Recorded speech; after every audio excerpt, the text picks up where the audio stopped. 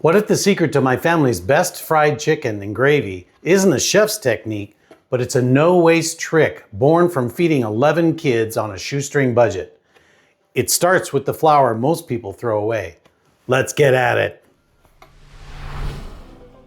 Growing up as one of 11 kids, mealtime moved fast. When Dad whistled, you moved. In a house that big, if you weren't fast, you didn't eat.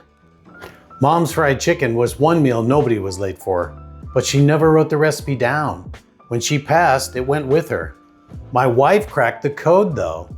Tracked it back to a combination so specific, it couldn't have been an accident. Lowry's seasoned salt, Lowry's garlic salt, Mrs. Dash original seasoning, paprika, and a heavy hand of coarse black pepper.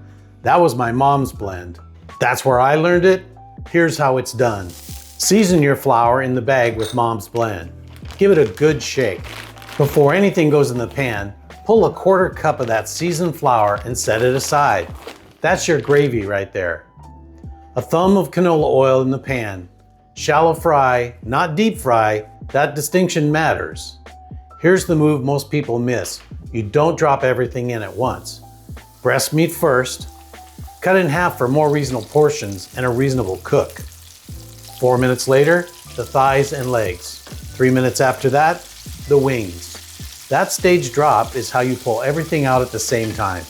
You're not guessing, you're managing cook times. Adjust your heat if needed, then cover it. That lid is doing real work.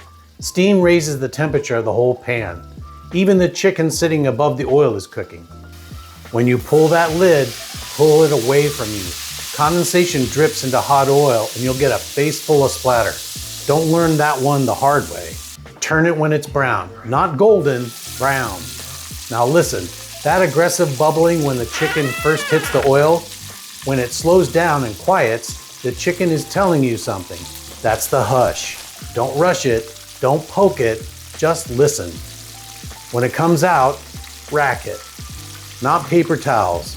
Paper towels steam and turn the crust soft and sad. Rack it. Warm oven. Hold it while the rest finishes. Before you set that pan aside, pull a quarter cup of those drippings. Now that pan isn't done talking to us. Quarter cup of the drippings back in the pan. Whisk in that quarter cup of seasoned flour that you set aside from the chicken bag. Add 2 cups of unsalted stock. Unsalted because that flour is already carrying all the salt you need. 2 tablespoons of heavy cream. Pinch more coarse black pepper. Whisk it over medium heat. When it coats the back of the spoon, you're done. Now taste it. It should taste like a Sunday afternoon in the 70s. Only add more salt if it's needed. Remember, once it's in, it doesn't come out. 11 kids fed, nothing wasted.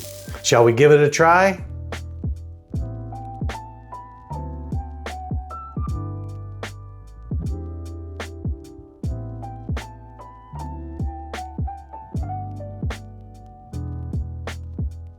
Let's see if I can get you guys to hear this.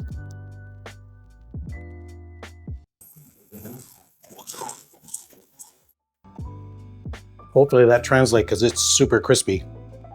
Who else likes the corn on top of their mashed potatoes? Pure comfort food. Not food waste, just good food. Drop a comment below. What was the one dish your family fought over at the table? I read every one of them. If you want to see the next chapter on how we're bringing Mom's table back to life, like and subscribe, people. Later, Mom.